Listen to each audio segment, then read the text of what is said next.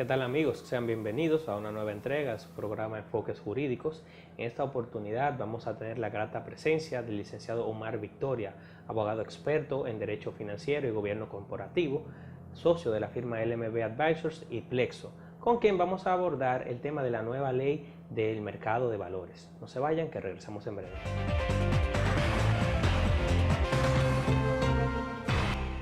Bien amigos, estamos de vuelta en Enfoques Jurídicos, compartiendo con Omar. Bienvenido Omar Victoria a Enfoques Jurídicos. Gracias Boris por la invitación. Omar, la ley 249-17 de finales del año pasado es la nueva ley que rige el mercado de valores. Sí. Sería importante decirnos qué es lo que trae esta nueva ley, por qué era necesaria y cuáles son los principales cambios que van a impactar sobre los dominicanos y también sobre aquellos que, digamos, que conviven o invierten en el mercado de valores. Muy bien, bueno, te reitero las gracias por la invitación a tu programa. Sí, como comentas, a finales del año pasado fue promulgada la ley 249-17, la nueva ley de mercado de valores, que vino a derogar la tradicional ley 1900 del año 2000.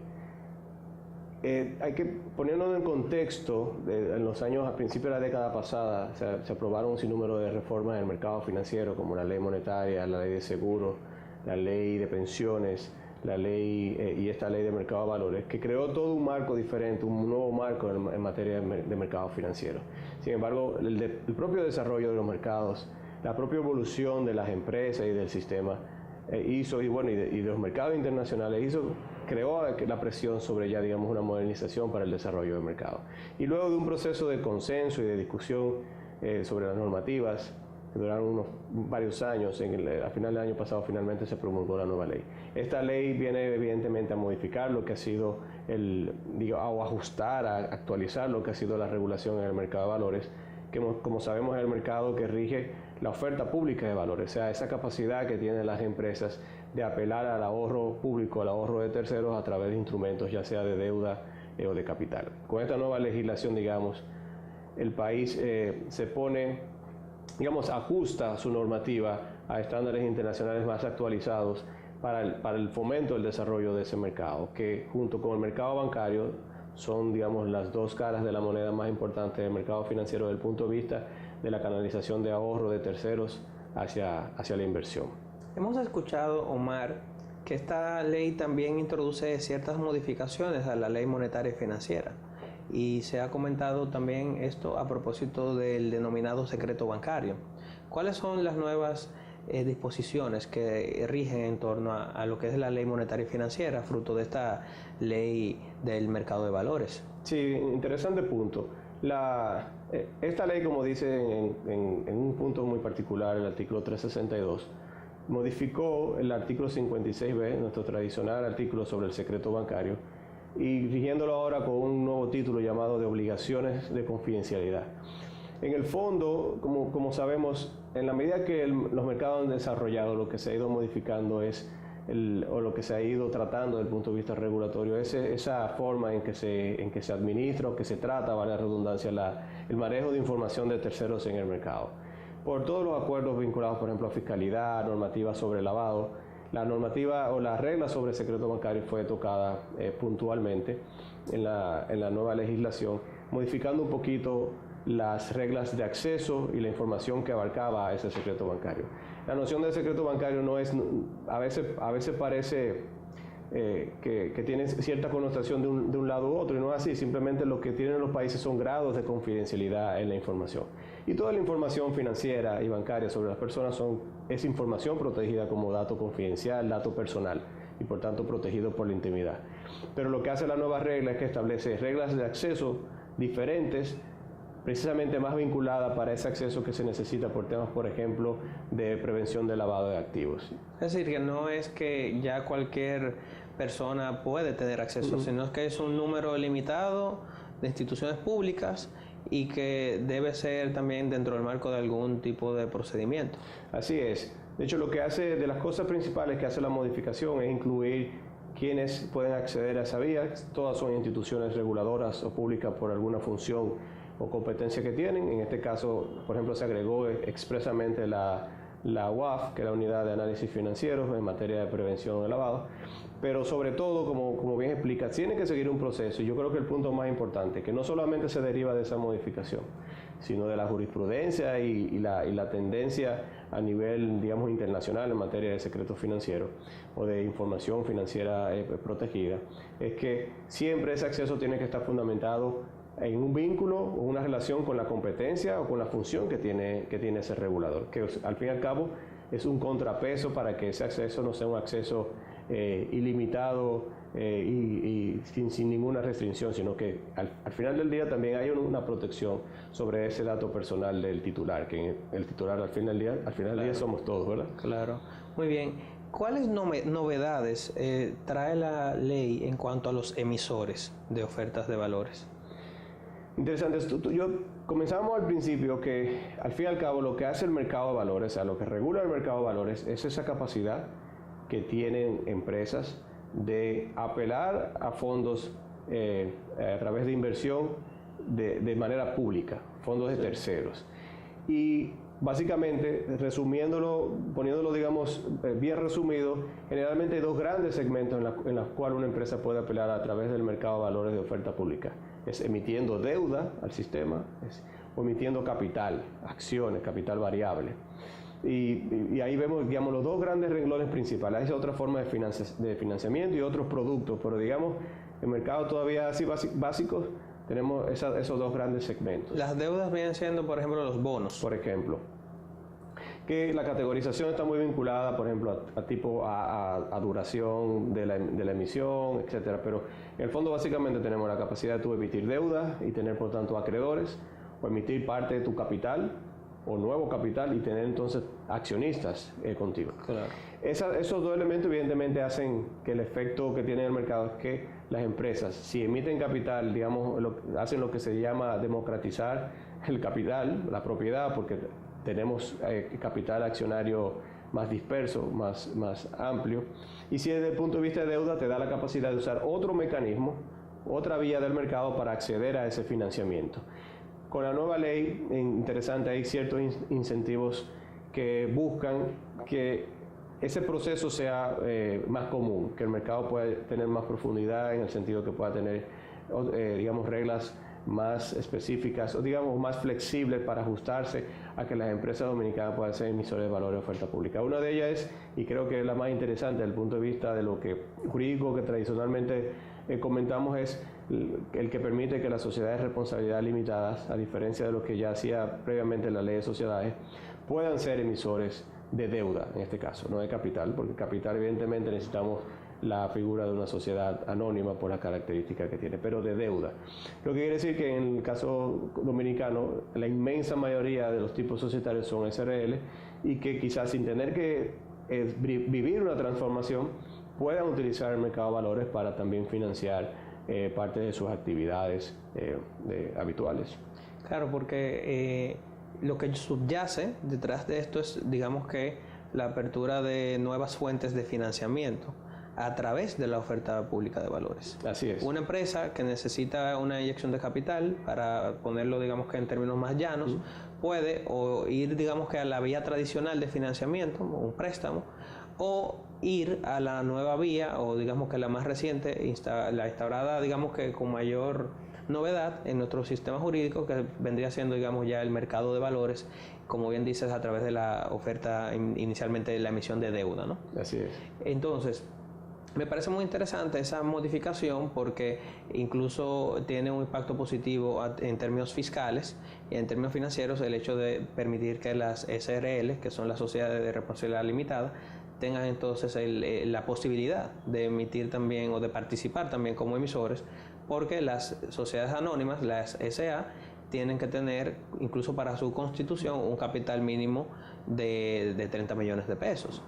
Entonces, de entrada, había ahí una especie de barrera regulatoria, ¿no? Sí, además que hay, digamos, una sociedad anónima implica un costo regulatorio mayor, porque la propia estructura que se exige para una sociedad anónima no es la que se exige para una SRL, que puede también, claro, y que tiene más flexibilidad incluso en la forma en cómo organiza su gobierno corporativo, como le llamamos.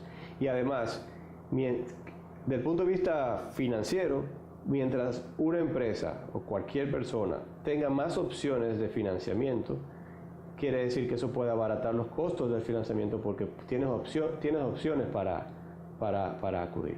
Muy bien, vamos a ir a una breve pausa comercial, amigos, y cuando regresemos vamos a abordar precisamente cuáles son las novedades de esta nueva ley respecto al gobierno corporativo de las sociedades. Regresamos en breve.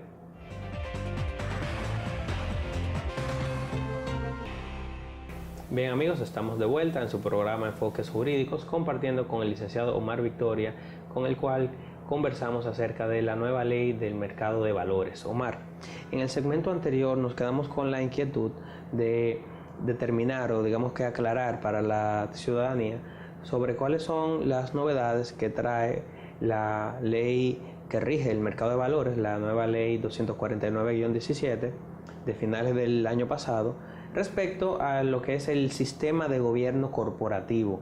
Y en el marco de esa pregunta sería bueno también, Omar, aclarar qué es el gobierno corporativo para poder comprender, para que puedan comprender aquellos que no son doctos en estos temas. Sí, perfecto.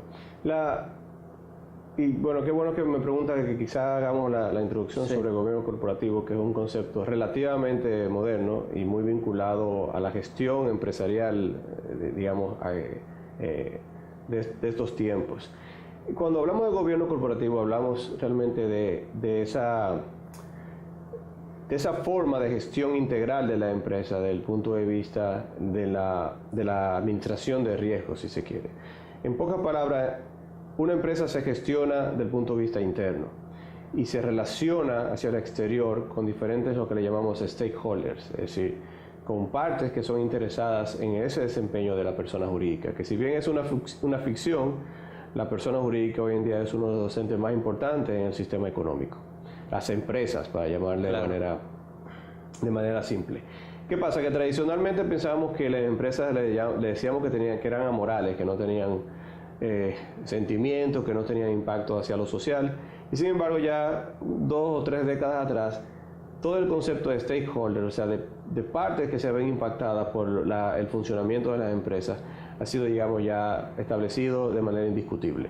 Entonces, gobierno corporativo de una empresa es cómo una empresa se administra de manera que alinee todos los objetivos que tiene vinculado a todos sus stakeholders, o sea, todos aquellos que se ven afectados. Tradicionalmente una empresa se estaba concebida solamente para dejar beneficios a sus accionistas o para, digamos, pelear en el sentido de la rentabilidad de sus propietarios, pero en la medida que pasa el tiempo y que a la empresa se le reconoce una ciudadanía corporativa, el concepto de gobierno corporativo se expande y te dice, bueno, no solamente es que cómo una empresa se administra de cara a sus propietarios, sino cómo una empresa se administra y se gestiona de cara a todos aquellos que se ven impactados por su administración, los stakeholders, clientes, reguladores, proveedores, el mercado, competidores. Entonces, y lógicamente, donde más impacta de entrada ese concepto es en el ámbito de los mercados financieros, porque es donde más operan empresas que hacen captación de fondos de terceros para inversión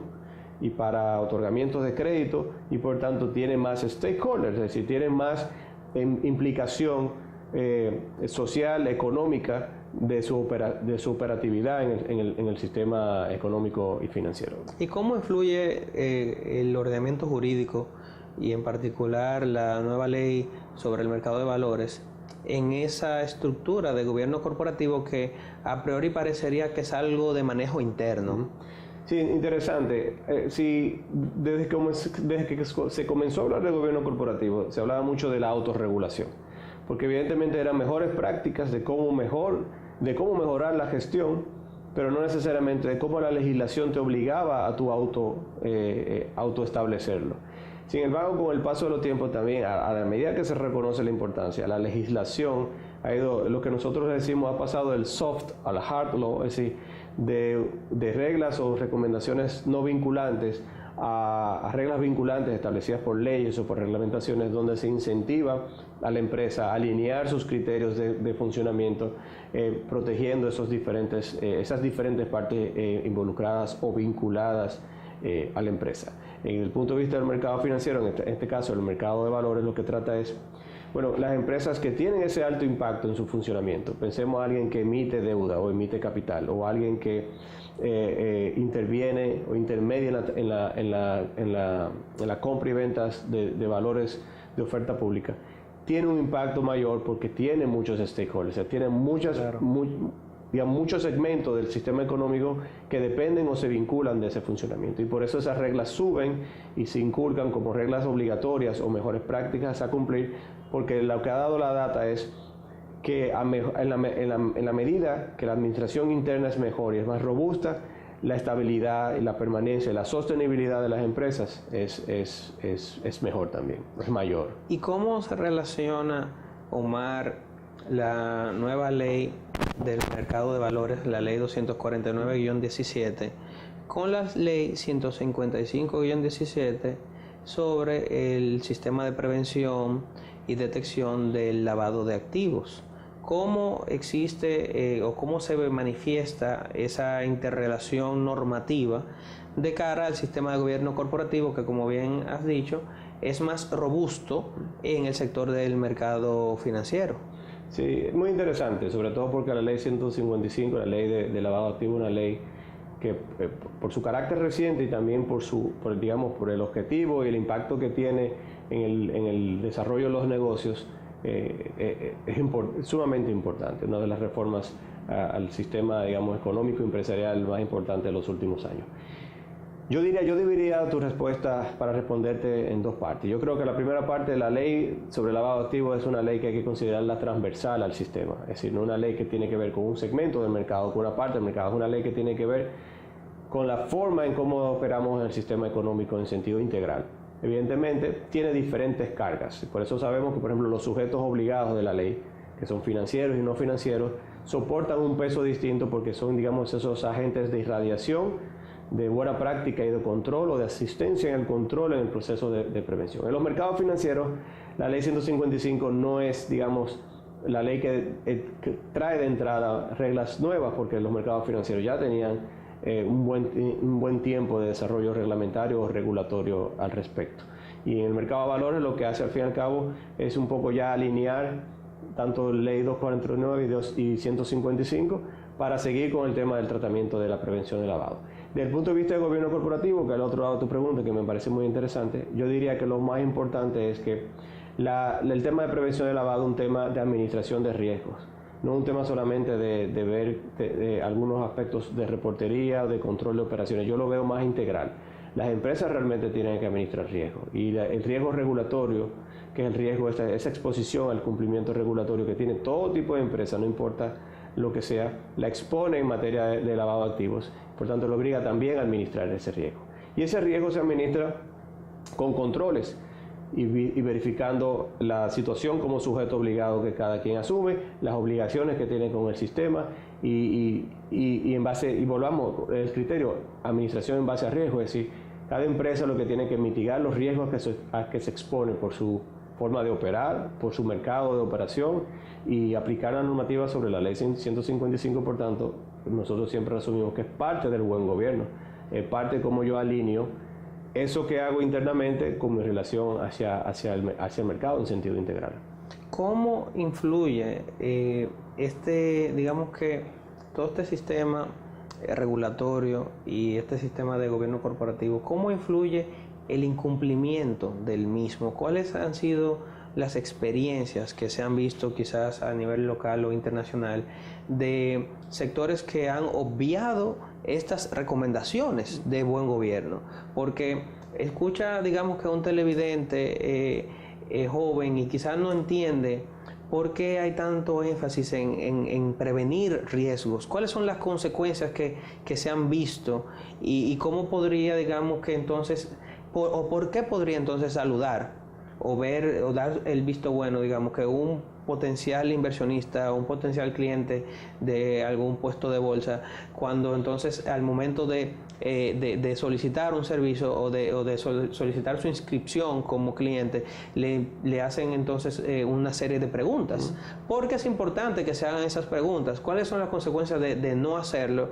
¿Qué es lo que ha pasado? Que vemos esta ola reciente de regulación. ¿Por qué hace 30 años no se hacía? ¿Qué es lo que ha motivado este movimiento. Ese efecto que tiene el buen gobierno respecto del mercado, ¿por qué tiene tanta importancia en el día de hoy?